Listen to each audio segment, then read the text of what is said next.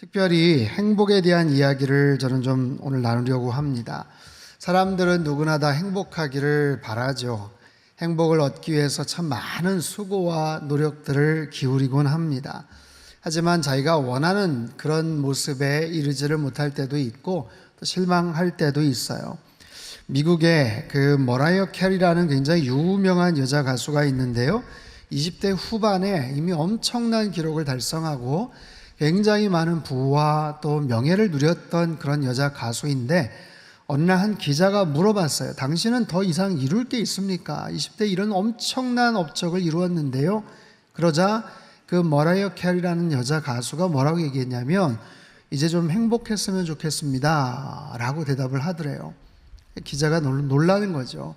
아니 그렇게 많은 재산과 인기와 히트곡과 많은 팬들의 박수갈채가 있는데 아직도 행복하지를 않습니까? 라는 질문이에요. 한 10여 년 전에 세계에서 가장 행복한 나라로 꼽힌 부탄이라는 나라가 있습니다. 이 나라가 지난 2019년도 조사에서는요 95위로 행복 지수가 급락했다는 그런 소식이 있었어요. 이유를 살펴보니까 급격한 도시화로 인해서 이 부탄이라는 나라의 인터넷과 SNS 등이 발달하면서 국민들이 자기네 나라의 빈곤을 알게 되었고 다른 나라와 상대적으로 비교하면서 행복 지수가 급격하게 떨어졌다는 거죠. 이처럼 사람들이 볼 때는 야, 저 사람 참 행복하겠는데 싶은데도 만족하지 못하는 경우가 있고 그렇지 않은 경우들도 있어요. 뭔가를 잘 몰랐을 때 더 행복했던 것 같아. 이처럼 다양한 행복의 기준과 또 이유가 있다라는 것이죠. 여러분이 생각하는 행복의 기준은 무엇입니까? 정의는 무엇입니까? 제가 들었던 말 중에 제일 멋진 행복의 정의는 행복이란 하루의 기분 좋은 시간이 얼마나 되는가에 의해 결정이 된다. 노벨 경제학상을 받았던 다니엘 카네만 교수의 정의예요. 하루의 기분 좋은 시간이 얼마나 되느냐 거기에 따라서 나의 행복이 결정이 되더라 라는 거죠. 여러분 공감하십니까? 저는요 오늘 성경에서 가장 중요한 말씀을 통해 행복에 대한 이야기를 나누고자 합니다. 요한복음 3장 16절 말씀인데요 우리 같이 한번 읽도록 하겠습니다. 시작. 하나님이 세상을 이처럼 사랑하사 독생자를 주셨으니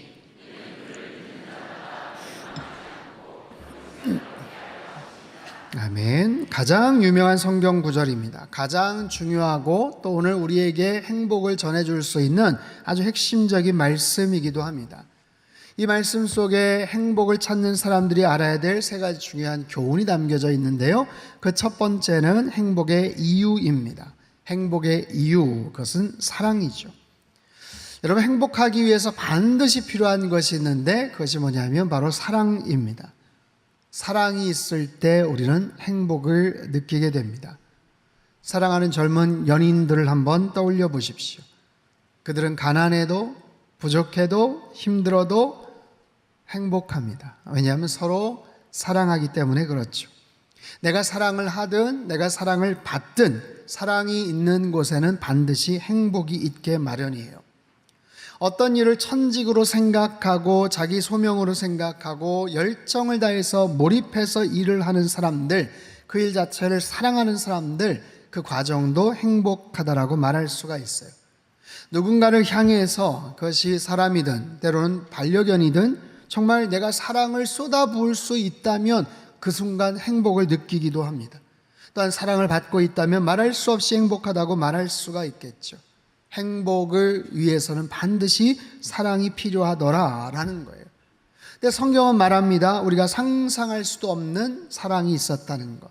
상상할 수 없었던 어떤 존재로부터 사랑이 시작됐다라는 거예요. 그분이 바로 하나님입니다. 하나님이 세상을 이처럼 사랑하사. 하나님이 세상을 이처럼 사랑하사. 하나님께서 세상을 사랑하신다는 거예요. 그 세상 안에는 모든 존재들이 다 들어가 있어요. 저와 여러분도 포함이 돼 있어요. 세상의 모든 인간들이 다 포함이 돼 있어요. 사람들을 사랑하신다는 거예요. 여러분의 이름을 넣어서 한번 읽어보세요. 하나님이 땡땡땡 나를 사랑하신다. 한번 읽어보세요. 하나님이 안광복을 사랑하신다. 바로 그런 거예요. 여러분, 기독교의 출발은 바로 이 사랑에서 시작이 됩니다. 기독교는 인간이 만든 종교가 아니에요. 인간이 신을 찾으면서 시작된 종교가 아닙니다. 하나님이 인간을 만드셨고, 하나님이 인간을 찾아오셨고, 하나님이 사람들을 사랑한다고 말씀을 하세요. 나를 사랑하는 존재가 있음을 알고 사는 사람과 그렇지 않은 사람과는 엄청난 차이가 있을 겁니다. 하버드 대학에서 행복학 강의로 열풍을 일으킨 탈벤 샤하르 교수의 책 해피어라는 책이 있어요. 이 책에 보면 행복의 원이라는 이야기가 나옵니다. 행복의 원, 행복의 테두리라는 뜻이에요. 어린 자녀들이 어머니가 지켜보는 반경 안에서 놀 때 가장 행복해 하더라라는 거예요. 어머니가 같이 있는 그 공간 안에서 아이들이 가장 만족감, 안정감을 느끼더라. 자식을 무조건적으로 사랑하는 바로 그 엄마가 옆에 있을 때 느끼는 행복의 그 테두리라는 그런 의미에서의 행복의 원입니다. 묻겠습니다. 나에겐 그런 행복의 테두리, 행복의 원이 있는가? 누군가 나를 절대적으로 사랑하고 지지해 준다는 그런 신뢰를 가지고 살아가고 있느냐라는 거예요. 하나님이 나를 사랑하신다고 말씀을 하세요. 하나님께서 저와 여러분을 사랑하신다고 말씀을 하세요. 그 사실을 알고 받아들이는 것, 그럴 때 우리는 행복해질 수 있다라는 거죠. 여러분, 인생살이가 얼마나 힘듭니까? 팬데믹 이후, 코로나 이후에 얼마나 세상이 빠르게 변하고 있습니까? 무섭게 바뀌는 기후 환경 위기와 또 저출산 시대를 맞이해서 앞으로 어떻게 미래가 펼쳐질지 모르는 불안하고 두려운 세상을 우리는 살아가고 있어요. 그런 세상 속에서 내가 스스로가 주인이 되어서 살아가고, 내가 뭔가를 결정을 해서 그 결정이 혹시 삐끗하거나 잘못되거나 노력을 했는데 실수를 한다면 어떻게 펼쳐질지 모르는 이 세상 속에서 아무도 나를 지지해 주거나 보호해 줄 수 없는 그런 경우, 그런 모습으로 살아간다는 것이 얼마나 힘들고 외로운 일인지 몰라요. 그런데 하나님께서 나를 사랑하신대요. 조건 없이, 이유 없이 그저 나에게 생명 주시고 살게 하시고 이 사랑의 원 안에서, 행복의 테두리 안에서 살게 하신다고 말씀을 하시는 거예요. 그분은 세상을 창조하신 하나님이세요. 나를 만드시고 생명을 주신 하나님이세요. 나에게 이 시간도 건강과 호흡 주셔서 이 자리에 나오게 하신 그런 분이셔요. 눈에는 보이지 않지만 분명히 존재하시고, 우주보다도 크시고 햇볕보다도 강렬하시고, 꽃보다도 아름다우시고, 누구보다도 의롭고 거룩하시고 선하시고 강하신 그 하나님이 나를 사랑하신다고 말씀을 하세요.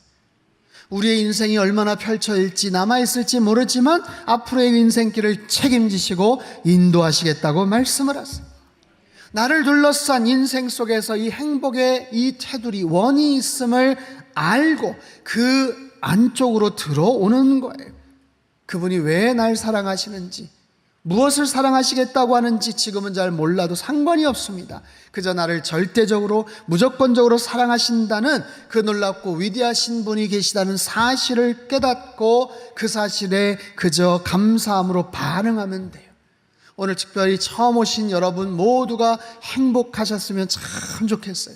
우리 많은 성도님들이 열심히 준비하고 기도하였습니다. 여러분들의 행복을 위해서 하나님이 약속하신 이 생명의 테두리, 행복의 원 안으로 들어오셔서 참된 자유와 평강을 누리며 사시기를 주님의 이름으로 축복합니다. 두 번째는요, 행복의 내용이에요. 그것은 선물이죠. 선물. 하나님이 나를 사랑하신다고 하니 그 사랑의 내용이 무엇인지 알아봐야 될 것 아니겠어요? 이것은 바로 선물의 포장을 뜯는 것과 마찬가지입니다. 우린 누군가로부터 선물을 받으면 행복해합니다. 기분이 좋습니다. 그 받은 선물 안에, 그 포장지 안에 뭐가 들어있을지 궁금해합니다.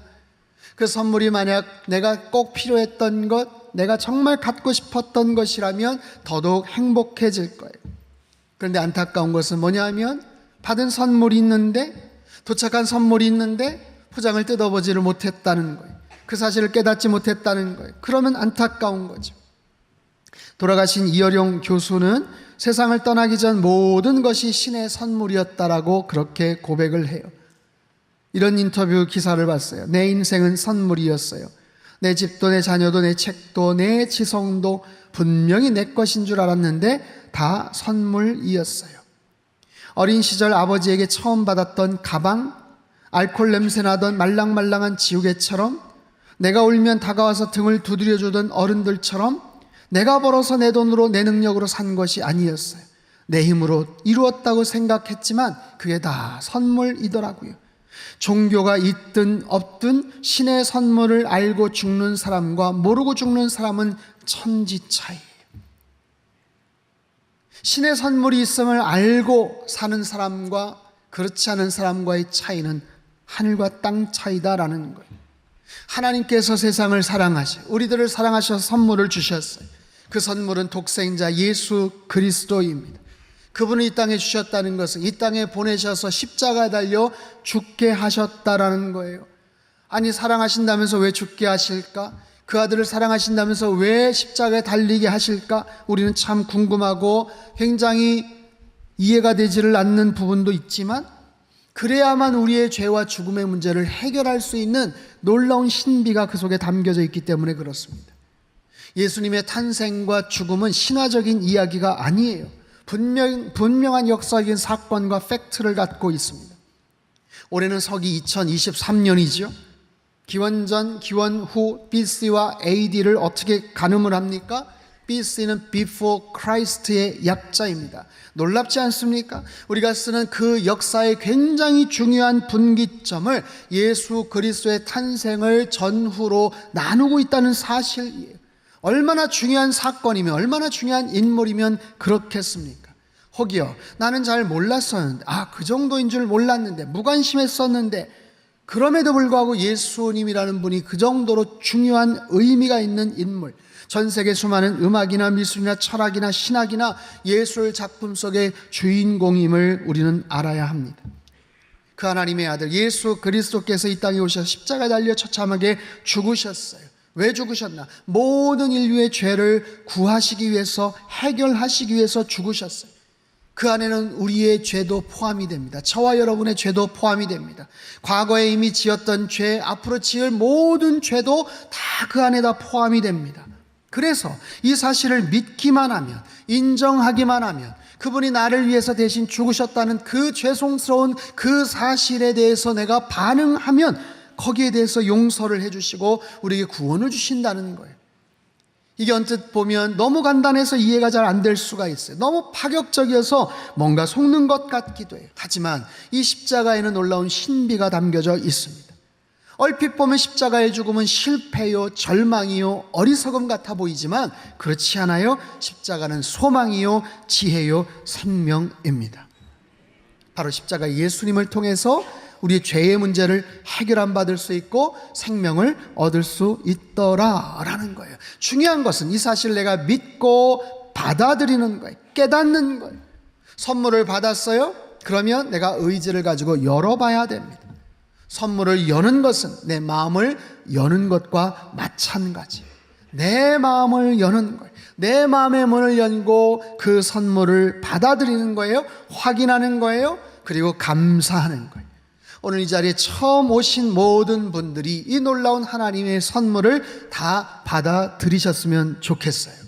그 선물을 확인할 때, 여러분의 것으로 받아들일 때 놀라운 행복을 얻게 될 줄로 믿습니다. 마지막 세 번째는 행복의 결과입니다. 그것은 영생입니다. 영생. 여러분, 세상은 공평할까요?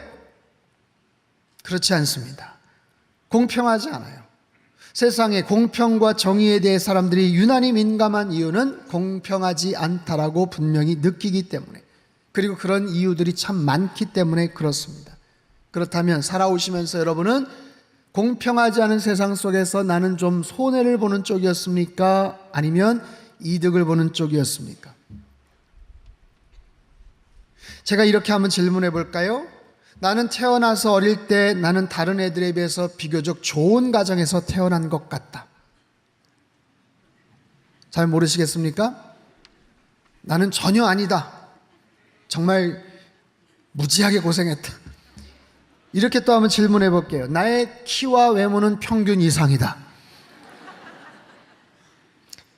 살짝 들으려고 하셨던 분들이 계시는데, 여러분, 분명히 이런 질문들이 던져지면 그래, 세상은 참 어떻게 보면 굉장히 공평하지 않아. 나보다 분명히 좋은 조건의 사람도 있죠. 굉장히 좋은 조건의 사람으로 그렇게 태어나서 자란 사람도 있지만 나도 어떻게 보면 다른 사람에 비해서 굉장히 좋은 조건이었기도 하죠. 여러분, 그런 거예요. 한 개인만이 아니라 한 국가나 사회 공동체도 마찬가지죠. 어떤 지역, 어떤 나라와 비교해 볼 때, 야, 정말 저쪽에 사는 사람들이 참 힘들겠다. 저렇게 태어난 사람들은 너무 불행할 수 있겠다. 이렇게 생각할 수 있는 거예요. 여러분, 그런 의미에서 세상은 공평하지 않지만, 그러나 하나님은 공평하신 줄 믿습니다. 그래서 세상은 살아갈 이유가 있고 하나님께서 우리에게 은혜를 베풀어 주시는 거예요. 그 부족한 부분을 채워주시기도 하고 교만하고 넘치는 사람들을 낮추시기도 합니다. 세상이 불공평한 것 같고 그렇게 어려운 모습으로 살지만 가장 공정한 것이 있다면 시간이에요. 시간. 여러분, 시간은 누구에게나 평등합니다. 누구에게나 공정합니다. 하루 24시간 1년 365일이 동일하게 지급이 됩니다. 동일하게 제공이 됩니다. 더 빠르게 지나간다고 생각되시는 분들 계세요? 나는 요즘 내 시간은 이상하게 빠르게 가는 것 같아요. 혹시 뭔가 손해를 보는 것 같은 그런 느낌이 있으신가요? 그렇지 않아요. 그건 단순한 느낌이죠. 감정이죠.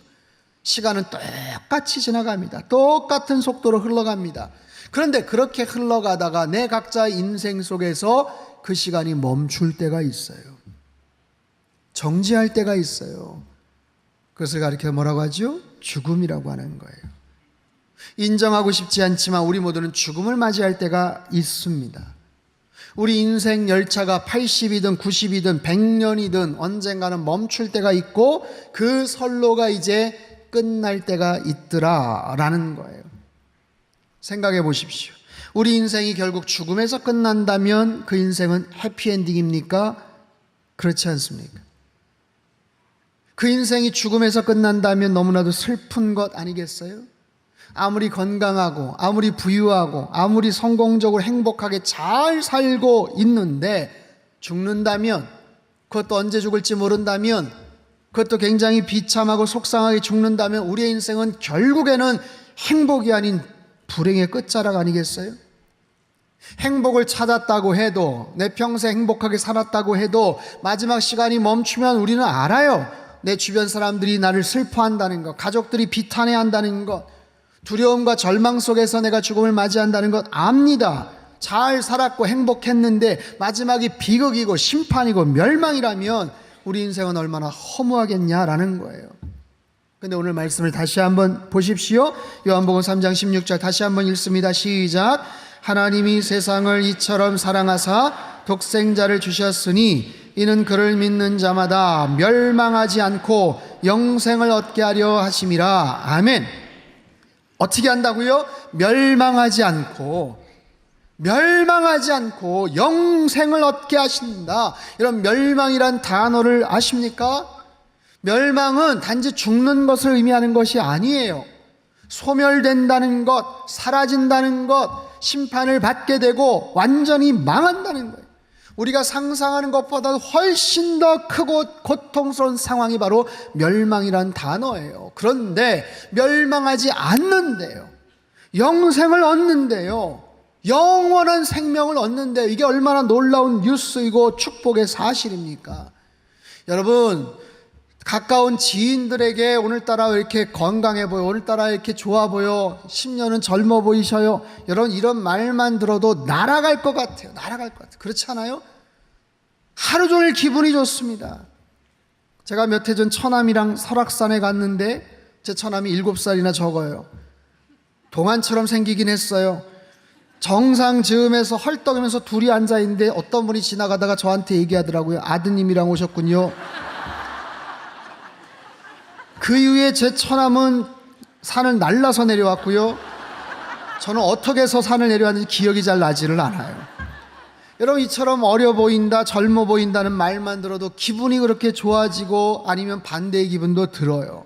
그런데 예수님 믿으면 10년, 20년 더 젊어져 보여요, 더 건강해져요가 아니라 100년, 200년을 더 사는 것이 아니라 영원한 생명을 얻는다라고 말씀을 하시는 거예요. 놀라운 축복 아닙니까?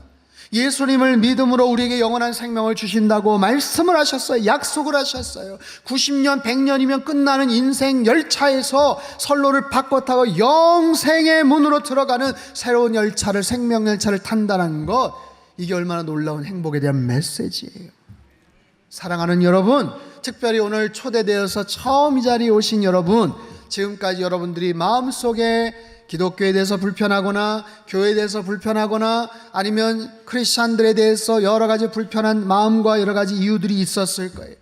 여러 가지 이유들을 제가 생각을 해봤어요. 교회에 대한 부정적인 이야기를 들었거나 크리스찬에 대한 부정적인 상처가 있거나, 아니 과거에 잠깐 교회 다녀봤는데 별 재미가 없었거나 한 번도 이런 문제에 진지하게 생각해 본 적이 없거나, 아니면 그냥 바쁘고 귀찮아서였거나, 이유가 무엇이든 간에 오늘 이 자리에 오신 것은 너무나도 잘 하신 일이에요. 그리고 지금까지 제가 말씀을 드린 이 메시지에 별다른 거부감이 없다면 그것도 참 다행스러운 일입니다. 우리 모두는요 다 행복을 찾는 사람이에요. 행복을 찾아야만 합니다. 행복을 찾기 위해서, 누리기 위해서 얼마나 많은 시간과 노력을 기울이고 있습니까? 내일부터 시작되는 월요일 일상에서 학교를 가고 직장에 출근하고 또 회사에 가고 또다시 사람들을 만나고 행복을 찾기 위해 또다시 노력하고 수고할 거예요. 돈을 많이 벌어서 행복해질 수 있고, 원하는 목표와 꿈을 이루어서 행복해질 수도 있어요. 사랑을 해서 행복해질 수도 있어요. 저마다 행복에 대한 여러 가지 기준과 조건이 다 다르겠지만 바라기는 하나님께서 보장하시고 약속하신 행복을 찾는 사람, 행복을 찾는 사람에서 행복을 찾은 사람으로 변화되시기를 바랍니다. 세 가지를 말씀을 드렸어요. 행복의 이유, 사랑이에요. 행복의 내용, 선물이에요. 행복의 결과, 영생이에요.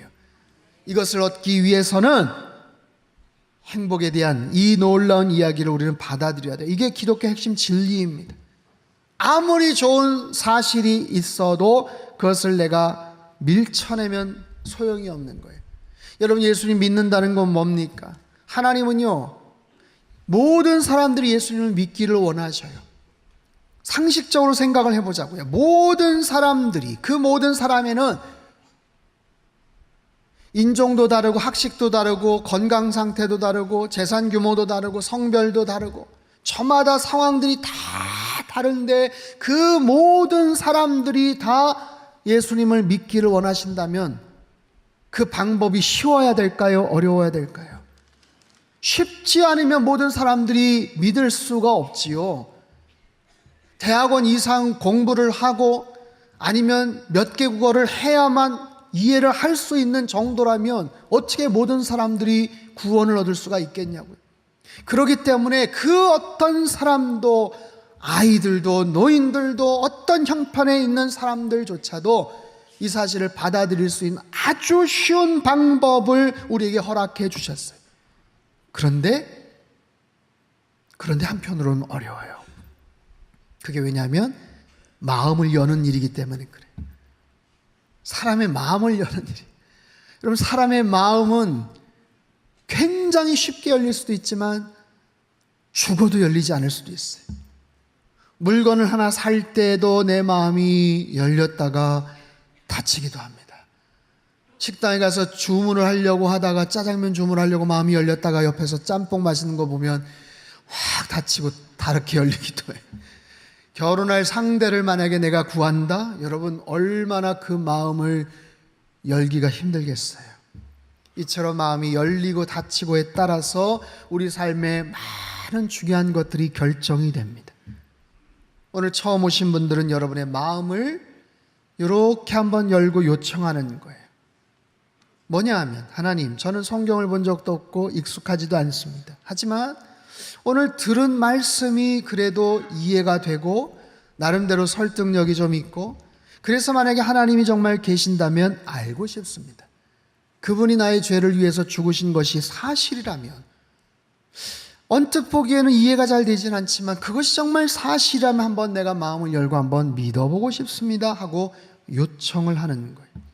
지금까지 여러 가지 이유로 인해서 마음이 확 닫혀져 있었는데 내가 한번 역사의 분기점이 되고 인류의 놀라운 일을 감당하셨다는 그분에 대해서 내가 마음을 열고 한번 믿어보겠습니다 라는 거예요.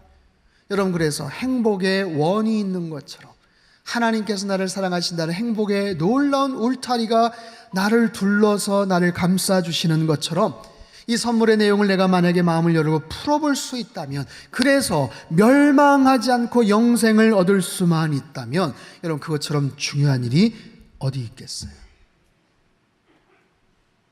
이 중에 교회를 지금까지 다니셨지만 아니면 진지하게 이런 고백을 해보신 적이 없는 분들을 위해서도 한번 기회를 드리려고 해요.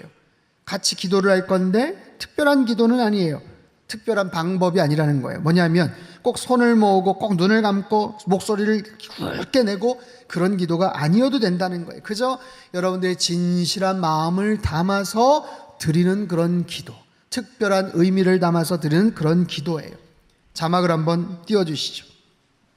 이 자막을 통해서 여러분들이 마음을 열고 이 시간만큼은 정말 진지한 마음을 가지고 같이 천천히 그 기도를 따라 하시면 됩니다. 준비되셨나요? 같이 한번 기도할까요? 예수님, 이 시간 마음을 열고 기도합니다. 저는 그동안 예수님을 모르고 살아왔습니다. 알게 모르게 지은 죄도 참 많았습니다. 그래서 때론 외로웠고 불안했고 두려웠습니다.